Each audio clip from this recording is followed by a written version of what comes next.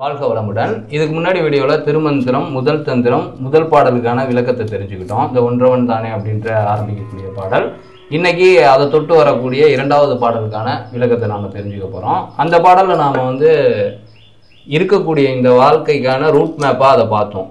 ஒன்றவன் அப்படிங்கிற அந்த எல்லையற்ற நிலையிலிருந்து எல்லைக்குட்பட்ட நிலையில் மாட்டிக்கிட்டு இருக்கோம். அதில் உடல் மனம் உயிர் அப்படின்ற மூணில் சிக்கி தவிச்சுக்கிட்டு இருக்கோம். இதுல இருந்து நாலாவது ஒன்னான ஆத்ம உணர்வு விளைவறிந்த விழிப்பு நிலை அப்படிங்கிற நிலைக்கு நகரணும் அப்படின்னம்னா இருக்க இந்த உடல் மனம் உயிர் அப்படிங்கிறத மூணையும் இணைக்கணும். அதுக்கு மூச்சு பயிற்சி மிக முக்கியமா பயன்படுது. அந்த மூச்சும் 3 நிலையில இருக்கு: இடக்கலை, பிங்கலை, சுழுமுனைன்னு. ஸோ சுழுமுனை அப்படின்றத நாம ஆக்டிவேட் பண்ணிட்டோம், அதாவது அதன் இயக்கத்துல 24 மணி நேரத்துல அதிகபட்சம் இருந்தோம் அப்படின்னம்னா இந்த மூணும் ஒன்றாவே இருக்கும். இதை தொட்டு நம்ம ஆன்ம உணர்வை அடைய முடியும் அப்படிங்கிறது தான் அதில் பார்த்தோம். ஸோ அதுக்கு என்ன செய்யணும், அந்த மூச்சு பயிற்சியை எப்படி கையாளணும், எந்த நிலையில இந்த மனமானதை மகத்துவமான நிலைக்கு கொண்டு போகணும் அப்படின்ற ஒரு விஷயத்தை தான் இந்த பாடலில் சொல்லியிருக்காங்க. இந்த பாடலை ஃபர்ஸ்ட் நம்ம பார்த்தலாம். போற்றிசை திண்ணுயிர் மண்ணும் புனிதனை நாற்றிசைக்கும் நல்ல மாதுக்கும் நாதனை வேற்றிசைக்குள் தென் திசைக்கொரு வேந்தனாம் கூற்றுதைத்தானை யான் கூறுகின்றேனே. ஸோ இந்த பாடல் பத்தி நீ என்னடா நினைக்கிற? பாடல போற்றிசை திண்ணுயிர் மண்ணும். இப்போ முன்னாடி பாடல்ல நம்ம மூச்சை தொட்டு தான் நம்ம அடுத்த நிலைக்கு நகர முடியும் அப்படின்றத கன்ஃபார்ம் பண்ணிக்கிட்டோம். ஆமா. அப்போ சுழுமுனை அப்படிங்கிறத நாம இயக்கத்துக்கு, அதாவது நம்மளுடைய அதிகபட்ச இயக்கம் 24 மணி நேரத்தில் அதிக நேரம் அதன் இயக்கமானது இணைஞ்சிருக்கணும் அப்படிங்கிறத நாம பார்க்கறதுக்கு என்ன செய்யலாங்கிறத இதை சொல்லியிருக்காங்க. இதுவரையும் நம்ம யோகத்துல பயணிச்சிருக்கோம்ல, இதுல மூச்சு பயிற்சி அப்படிங்கிறது நம்ம என்னெல்லாம் பண்ணியிருக்கோம்? பிராணாயாமம் பண்ணுவோம். அதான் பிராணாயாமத்துல எதெல்லாம் நமக்கு தெரியும்? நாடி சுத்தி தண்டோட சுத்தின்னு சில விஷயங்கள்லாம் பண்ணுவோம். ஆமா. ஸோ இதுதான் நம்மளை அங்க அழைச்சிட்டு போகுமானா அப்படி கிடையாது. இப்ப போற்றி இசைத்து இன்னுயிர் மண்ணும் அப்படின்னு சொல்றாங்க. இதோட அர்த்தம் என்னன்னா, போற்றுதல் அப்படின்றது என்ன? போற்றுதல்னா அவங்கள பத்தி ஃபர்ஸ்ட் அவங்களோட இதை பத்தி தெரிஞ்சுக்கணும். தெரிஞ்சாதானே ஒருத்தவங்களை போற்ற முடியும். ரைட். முழுமையா அவங்கள தெரிஞ்சுக்கிட்டு அவங்க புகழ்ந்து நம்ம சொல்றதுதான் போற்றுதல். அதுதான். இப்ப நீ உணர்வு பூர்வமா இப்ப ஒரு தாய் தாய் தந்தையர்கள் மகனை போற்றி புகழ்வாங்க. மகனோட செயல்பாடு நல்ல வினையா இருந்துச்சுன்னா என்ன காரணம்னா அவங்கள உணர்ந்துருவாங்க. உணர்ந்த நிலையில அவங்களோட உறவாடி கொண்டு இருக்கிறதுனால. இப்ப நம்ம மூச்சு காற்றோட உறவாடிக்கிட்டு இருக்கோமானா அது ஒரு கேள்விக்குறிதான். இப்ப நான் பேசிக்கிட்டு இருக்கேன், இந்த டைம் மூச்சு இயக்கத்துலதான் இருக்கு, நீ என்ன ஒரு வேலை செஞ்சுக்கிட்டு இருக்க, இந்த டயத்துலயும் மூச்சு இயக்கத்துலதான் இருக்கு. பட் அதோட ஒன்று இருக்கமா அப்படின்னு கேள்வி கேட்டா பதில் என்னவா இருக்கும்? பதில் நெல்லிக்காயில தான் இருக்கு. மூச்சு காற்றுல இல்ல நெல்லிக்காயில தான் இணைஞ்சு. சோ ஏன் அப்படின்னா மனமானதை தொட்டு இப்ப நெல்லிக்காய் அப்படிங்கறத எது நினைக்குதுன்னா மனம் தான். அப்ப நெல்லிக்காயில போய் மனம் உட்கார்ந்து இருக்கு. சோ இந்த மனமானது எங்க உட்காருதோ அதுலதான் நாம இருக்குமே ஒழிய மூச்சுல இருக்க முடியாது. ஆமா. அப்ப மனமானதை மூச்சுல உட்கார வச்சோம் அப்படின்னம்னா அந்த மூச்சை கவனிக்க முடியும். அப்ப இதோட ஒன்றிணைக்கும் போதுதான், அந்த உறவு கொள்ளும் போதுதான் நமக்கு அதை போற்றுதல் அப்படிங்கறது அததான் சொல்றாங்க. நீ அதோட உறவு கொள், இணைந்து இரு. போற்றுதல் அப்படிங்கிறது அதோட உண்மை நிகழ்வுகளா, அவனுடைய ஒருத்தனுடைய உன்னதத்தன்மை தெரிஞ்சதுனாதான் போற்ற முடியும். சும்மா இயல்பு வாழ்க்கையில இருக்கும்போது எனக்கு நானே என்ன வேணா புகழ முடியாதுல்ல. இப்ப போற்றுதல் அப்படிங்கிறது உன்னதத்தை தெரிஞ்சுக்கும் போது இப்ப இந்த உடலானதுல இருக்கக்கூடிய இயக்கங்கள் அனைத்தும் எதை தொட்டு இருக்கு? காற்று தொட்டுதான், மூச்சு காற்றை தொட்டுதான். சோ இந்த இயக்கங்கள் எல்லாத்துக்கும் அது தலையாயதா இருந்து உள்ளுக்குள்ள 10 தசவாய்களா இருந்து உடலை கண்ணு சிமிட்டுறதுல இருந்து, கொட்டாய் விடுறதுல இருந்து, சாப்பிட்றதுல இருந்து, அது செமிக்கிறதுல இருந்து, கழிவுகளை வெளியில தள்ளுறதுல இருந்து, சத்துக்களை உடல்ல சேர்க்கிற வரைக்கும் எல்லாத்துக்கும் பிராணன், அபானன், உதானன், வியானன், சமானன், நாகன், கூர்மன், கிருகரன், தேவதத்தன், தனஞ்சயன் 10 வாய்கள் இருந்து வேலை செய்யுது. ஸோ இது போன்ற அதோட உறவு கொள்ளும் போது தான் அதை பத்தி தெரிஞ்சுக்கும். இப்ப நீ சுற்றத்தாரை பத்தி அவங்க கூடயே பழகும் போது இப்ப என்னை பத்தி ஒரு 5 வார்த்தை சொல்லுனா உன்னால சொல்ல முடியும்ல. என்ன காரணம்னா என் கூட நீ பழகிக்கிட்டு இருக்க. அது போல நீ அதோட பழகும் போது இந்த 10 தசவாய்களை பத்தின அந்த உணர்வு நிலையெல்லாம் உனக்கு வரும். அப்பதான் அதை போற்ற முடியும். ஓகே, இவ்வளவு வேலைகளை இந்த காற்று நமக்குள்ள செய்யுது அப்படின்னா அதோட மகத்துவம் உன்னதம் நமக்கு தெரிய வரும். அப்ப போற்றி இசைத்துன்னு சொல்றாங்க. இசை அப்படிங்கிறது என்னது? இசைன்னா ஒரு ரம்மியமான ஒளி. அப்போ ஒரு பேசுறது அப்படிங்கிறது இனிமையா இருக்காது. அதுவே அந்த வார்த்தைகளை ஒரு பாடலா கொடுத்தோம்னா இனிமையா இருக்கும். ஆமா. அப்ப நாம வந்து போற்றுதல் அப்படிங்கிறத நம்ம இப்ப உணர்தல் அப்படிங்கிறதுல அதோட உன்னதத்தை வந்து நம்ம பாடலா மாத்துற அளவுக்கு அதை கவனிச்சிருக்கணும். கோர்வையா கொண்டு வர அளவுக்கு நம்மளுடைய நிதானம் இருக்கணும். அந்த அளவுக்கு அதோட ஒன்றி இருக்கணும். கவிஞனா இருக்கணும். சும்மா நார்மலா கடமைக்கு அப்படின்னு அதை பண்ணக்கூடாது. இப்ப நிறைய பேர் எக்ஸசைஸ் நம்ம பண்றோம் அப்படின்னா ஒரு 30 எண்ணிக்கை முடிச்சுட்டு அடுத்த வேலையை பார்ப்போம், அப்படிதான் ஓடுவோம். ஆமா, கண்டிப்பா. அதோட ஒன்றிணைந்து அந்த ஒரு இசை அப்படிங்கிறத எப்படி இப்போ ஒரு புல்லாங்குழல் நம்ம கிட்ட இருக்கு, அதை இசைக்கணும்னா அதுக்கு ஒரு நம்ம கிட்ட ஒரு தனி திறமை வேணும். கண்டிப்பா நிதானம் அதிகமா இருக்கணும். அதை கையாளக்கூடிய நுட்பம் இருக்கணும். அதோட ஒன்றி இருந்தாதான் அது முடியும். அது போல நீ இந்த மூச்சு காற்றோட இணைஞ்சு இருக்கிறதுக்கான பயிற்சி அப்படிங்கிறத இசை போல நீ செய்யணும். அதுல இன்வால்வ்மெண்ட், அந்த விருப்பம் அப்படிங்கறது வந்து, ஏன்னா விருப்பம் அதிகமா இருக்கும் போது மட்டுமே தான் காதல் அப்படின்றது அதுல கரை புரண்டு ஓடும் போது மட்டும்தான் அந்த வார்த்தைகளை பாடலாவே பாட முடியும். அதுக்கு தகுந்த இசைகளையும் இசைக்க முடியும். கண்டிப்பா உள்ளார உணர்ந்து இருக்கணும். இப்ப நீ நான் ஹலோ அப்படின்னு பேசுறத இசைஞானி அப்படிங்கிறவன் எப்படி எடுத்துக்குவானா, அந்த ஒலிய வந்து எப்படி ஹலோன்னு ராகத்துக்கு எடுக்கிறதுக்கு என்ன பண்ணலாம் அப்படின்றதுல கொண்டு போவான். சோ இந்த மாதிரியா அந்த அளவுக்கு டீப்பா உள்ளார்ந்து இன்வால்வ்மெண்டோட அதை பண்ணக்கூடிய தன்மையில அந்த பயிற்சிகள் இருக்கணும். இங்க வேகத்துக்கோ காலத்துக்கோ நேரத்துக்கோலாம் இடம் கொடுக்க கூடாது. அப்ப போற்றி இசைத்து அப்படின்ற அந்த ஒரு வார்த்தைக்கு இதுதான் அர்த்தம். போற்றி இசை தின்னுயிர் மண்ணும். மண்ணும்னா மண்ணன், மண்ணை ஆளக்கூடிய தன்மைன்னு சொல்லுவாங்க. அப்ப இந்த உயிரை ஆளக்கூடிய தன்மை அப்படின்றதே இந்த மூச்சுக்காற்றுக்கு தான் இருக்குது. போற்றி இசை தின்னுயிர் மண்ணும் புனிதனைன்னு சொல்றாங்க.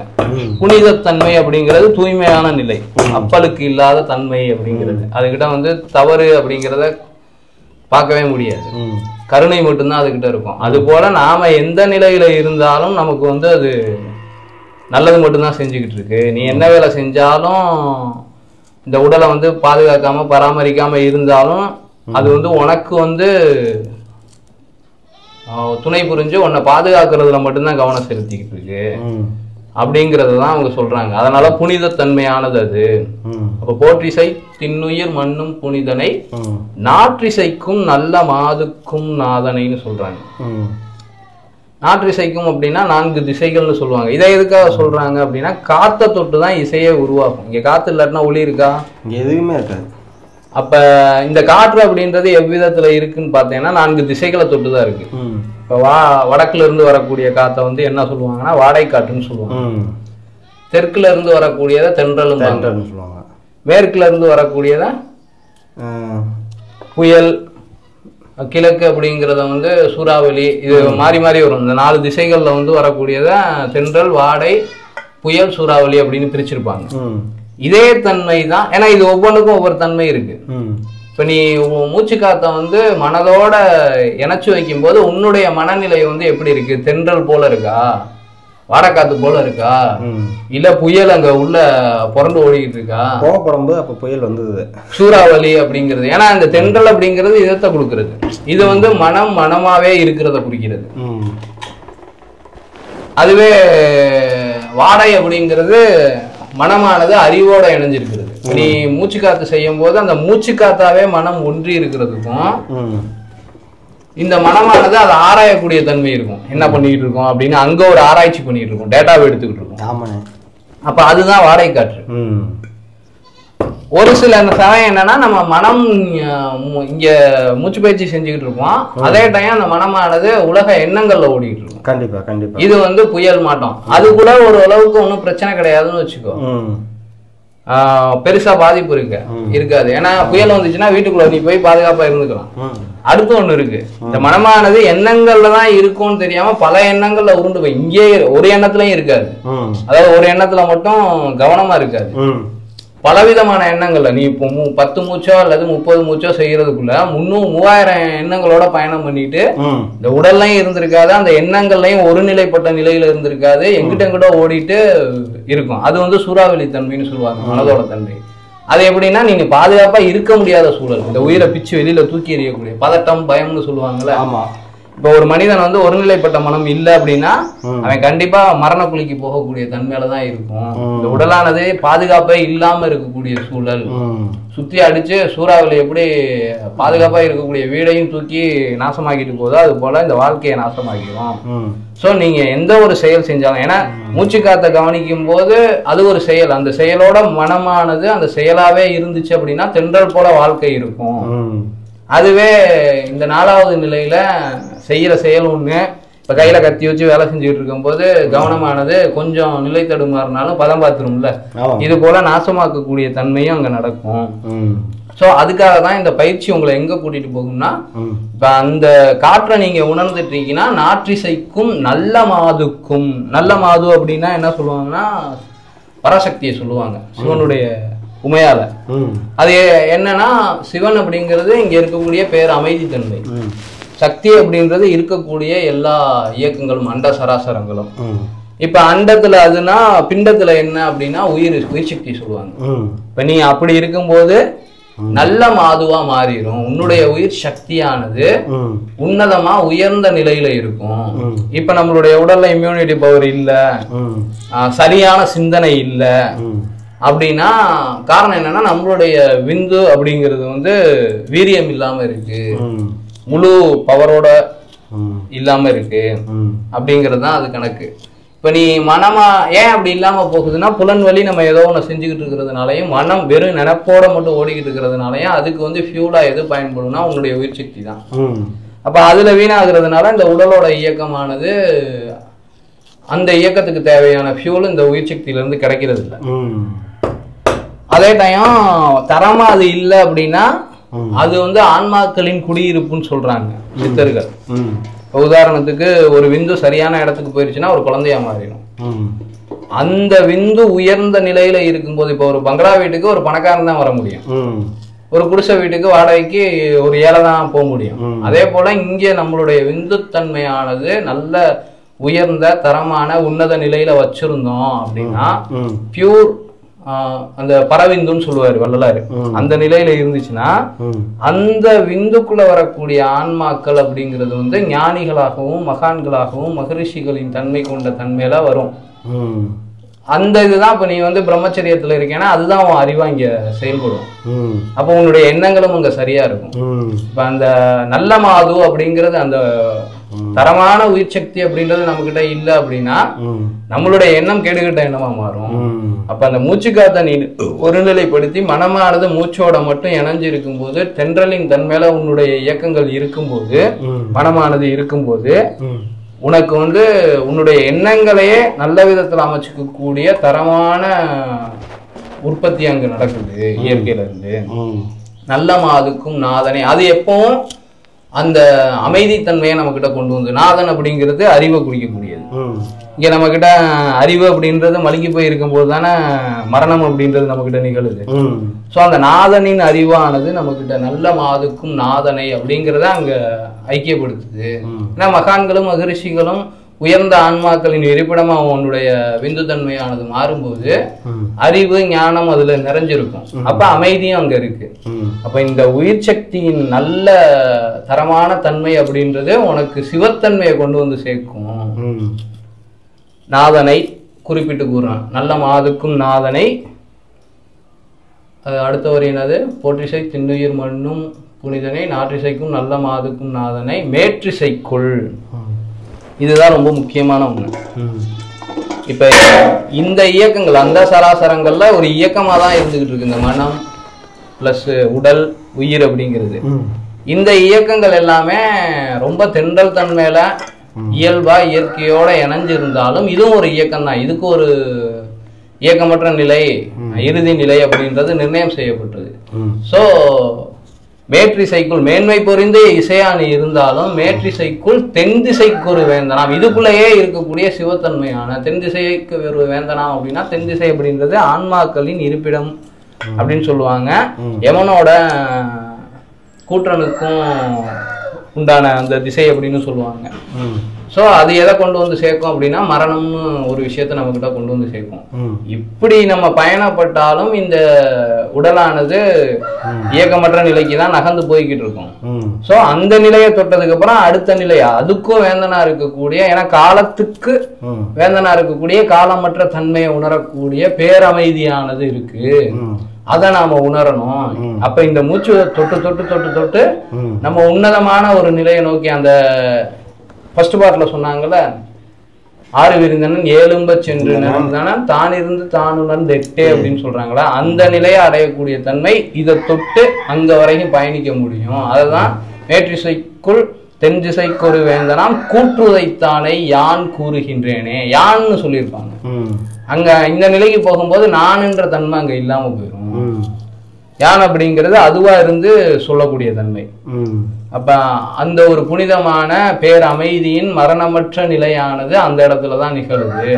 உன்னுடைய மூச்சுக்காற்ற நீங்க விருப்பத்தோட அதோட ஒன்றிணைந்து அதன் இயக்கமாவே இருக்கும்போது உங்களுடைய மொத்த இயக்கமும் தென்றல் போல இருக்கக்கூடிய தன்மையா இருக்கும். அப்படி இருந்தாலும் அந்த இயக்கத்துக்குள்ள இருக்கக்கூடிய ஒரு மரணமற்ற தன்மைய உங்களால உணரக்கூடிய நிலை அங்க உருவாகும். அதை நான் குறிப்பிட்டு சொல்றேன். சோ நீங்க அங்கதான் கவனம் வைக்கணும், இதுலயும் பற்று வைக்க கூடாது. அந்த கடும் சித்தர்கள், கடும் பற்றுள்ளவர்கள் அப்படிங்கிறதுல யோகத்துக்குள்ள மட்டும் போய்கிட்டு இருப்பாங்க, முக்தியை தொட மாட்டாங்க. இந்த மந்திரம் மாந்திரிகம் அப்படின்னு சொல்லிட்டு இந்த சித்துக்களுக்குள்ள ஓடக்கூடிய ஆளுங்களும் இருக்க செய்வாங்க மடத்தனமா. அந்த மடம் இருக்கக்கூடாது.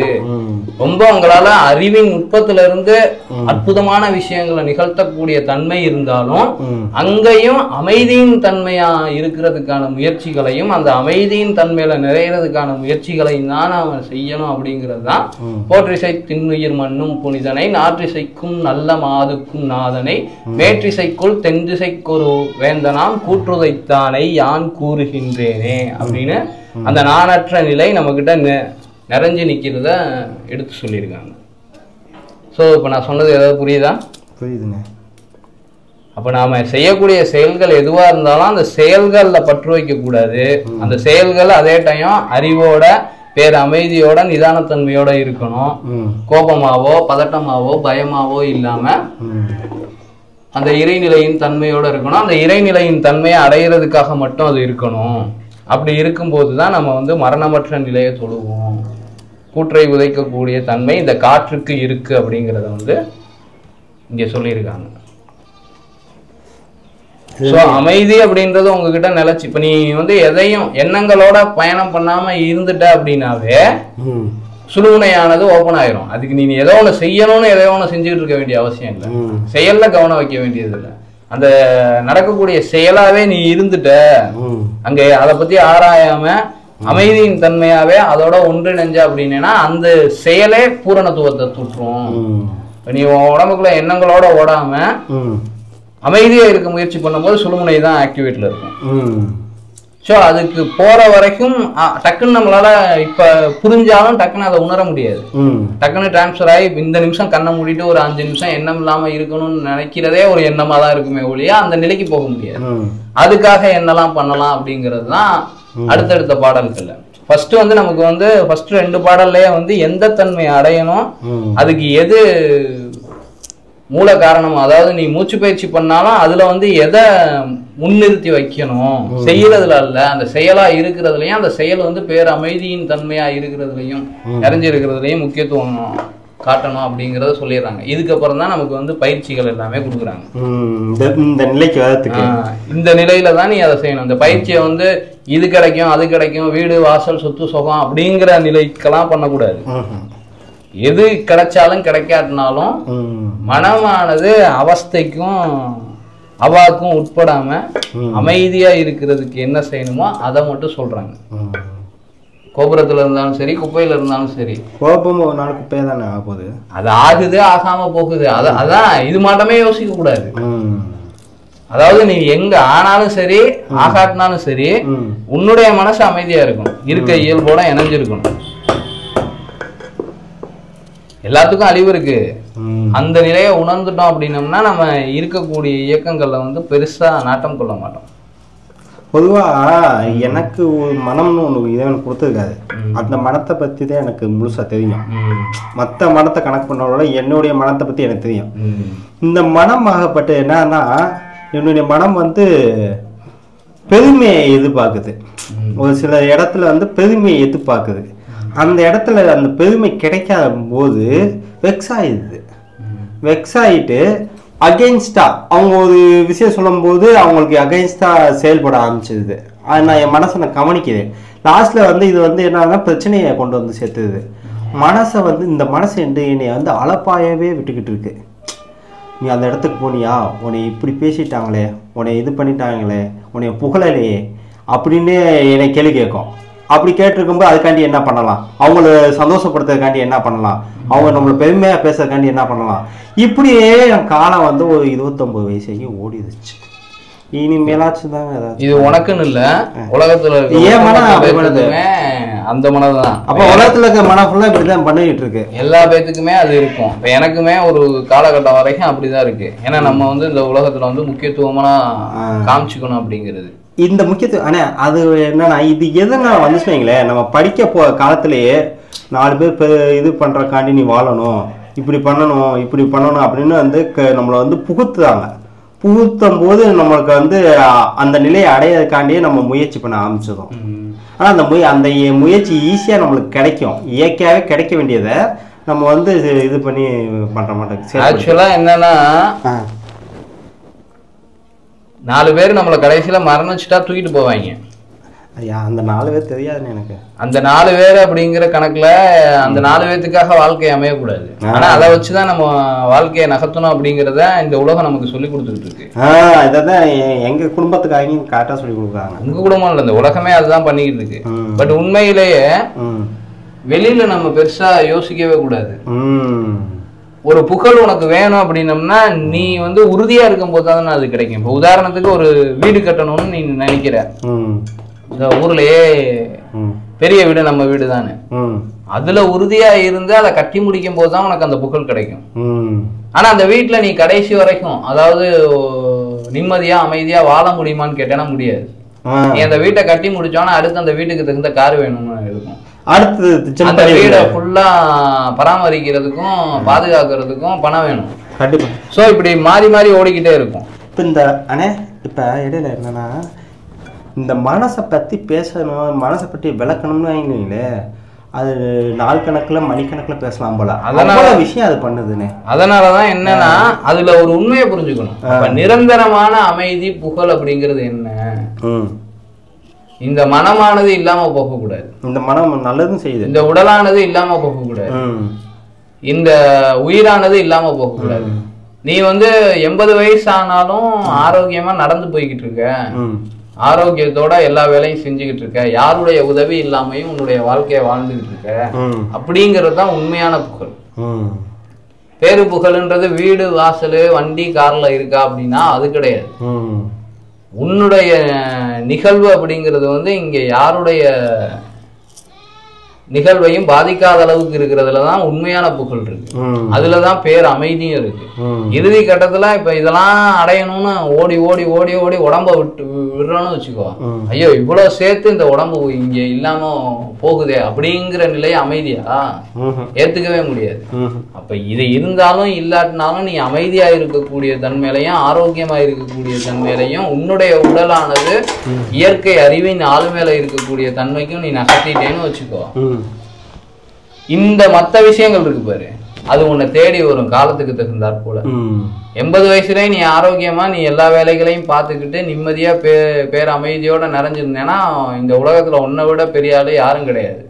அது இல்லாம இருக்க எல்லாம் அது வேணுங்கிறதுக்காக எங்க வருவாங்க. இப்ப உனக்கு பசிக்குது, சாப்பாடு எங்க இருக்கும், வீட்டுல கிச்சனை போய் தேடி போவ, அங்க இல்ல, அடுத்து எங்க போவ,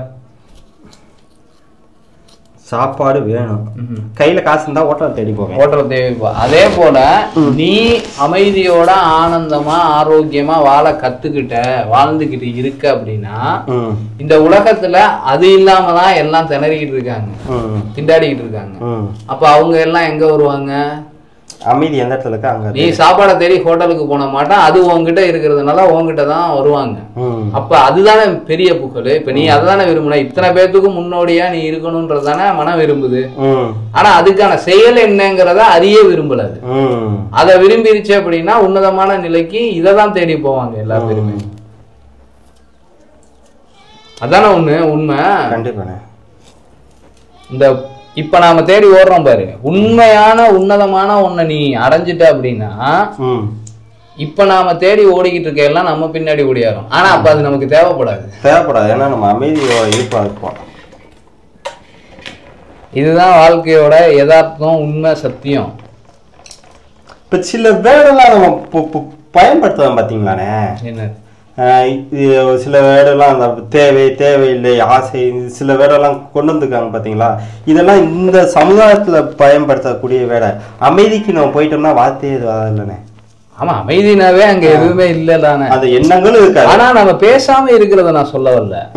நான் என்ன சொல்ல வரேன்னா, நீ தேவை இருக்கு அப்படிங்கறத காட்டிலும் உனக்கிட்ட இப்ப என்ன இருக்கு, உண்மையிலேயே ஏதோ இல்லைங்கிறதுனால தானே இல்லாத எதையோ ஒன்று தேடி ஓடிக்கிட்டு இருக்கோம். ஆனா உண்மையிலேயே ஒவ்வொரு மனுஷன்ட்டையும் ஆரோக்கியமான உடம்பு இருக்கு. பிறந்ததுல இருந்து ஒரு குறிப்பிட்ட வயசு வரைக்கும் நோய் வாய்ப்படாம விழுகாத வரைக்கும் அதுக்கு விலை மதிப்பே கிடையாது. கண்டிப்பா. அப்ப அவன்கிட்ட கோடியில கணக்கு பண்ண முடியாத அளவுக்கு உடல் இருக்கு. மனதோட ஆற்றல் அப்படிங்கிறதும் அறிவோட ஆற்றல் அப்படிங்கிறதும் வேற லெவலு. இது எல்லாம் அவனுடைய நிகழ்காலத்துல இருக்கு. அந்த டயத்துக்கு வேல்யூ போட்டேன்னா போட முடியாது. அப்ப இதெல்லாம் இருக்கக்கூடிய எல்லா மனிதனும் தான் பெரிய ஆளு. அத இருக்குன்னு உணர்றான் பாரு, அவன் தான் பணக்காரன். அத கையால கத்துக்குவான். அத கையால கத்துக்கிட்டவன் கண்டிப்பா கடை தேர்வதற்கான பயணத்துலதான் இருப்பான். சோ நம்ம என்ன தேவை அப்படிங்கிறத பார்க்க ஆரம்பிக்கணும்னா நம்ம கிட்ட எதோ இல்லைன்னு அர்த்தம். ஃபர்ஸ்ட் இருக்கிறத இருப்ப பார்க்க கத்துக்கணும். நம்மள்ட்ட என்ன இருக்கு, அதை எப்படி பயன்படுத்த. இப்ப நம்ம பேசிட்டு இருக்கோம், இந்த ஒரு நிமிஷம் இழந்துட்டோம். இந்த ஒரு நிமிஷத்தை திரும்பி உன்னால வாங்க முடியுமா? முடியாதுண்ணே. ஆனா நிகழ்காலத்துல நீ நின்னேன்னு வச்சுக்கோ, ஆரோக்கியம் அப்படின்றது எப்பவும் உன் கையில இருக்கும். கண்டிப்பா. உன்னுடைய மரணம் அப்படின்றது பீஷ்மன் போல என்னைக்கு நீ விரும்புறியா அன்னைக்குதான். அப்போ உன்னுடைய நேரமானது இழந்ததை பெற முடியாது, ஆனா இருக்கிறத எவ்வளவு வேணாலும் நீட்டிச்சுக்க முடியும். அந்த தன்மையை நீ எடுத்துட்ட அப்படின்னா விலை மதிக்க முடியாத ஒன்ன நீ வச்சுக்கிட்டு இருக்க. அப்போ உங்ககிட்ட நிம்மதி எப்படி இருக்கும்? நிறைய இருக்கும். அமைதி எப்படியும் நிறைஞ்சுதானே இருக்கும். எங்கன கொண்டு போய் விட்டாலும் ஒன்றும் பிரச்சனை இல்லை. என்கிட்ட விலை மதிக்க முடியாத இது இருக்கு, இதை வச்சு நான் எந்த இடத்த வேணாலும் தொட முடியும். இந்த உலகத்துல இல்லை, அண்ட சராசரத்தை தாண்டி அமைதியின் தன்மையாவே நிறைஞ்சு வியாபிச்சு இருக்க முடியும் அழியா நிலையில. அந்த உணர்வு இருக்கும்போது உனக்கு அது என்னமா இருக்குமா உணர்வா இருக்குமானே? என்னமா இருக்கிறது வேஸ்ட், உணர்வா இருக்கும். உணர்வா இருக்கும். ஏன்னா அதை நம்ம அனுபவிச்சனால. ஆனா ஃபர்ஸ்ட் எண்ணத்துக்கு கொண்டு வரணும் அதை. ஏன்னா எண்ணமா வரும்போது இப்ப சொல்ல வந்துகிட்டு இருக்கா, இது செயலா மாறும். செயலா மாறினாதான் உணர்வா மாறும், அனுபவம் ஆகும்.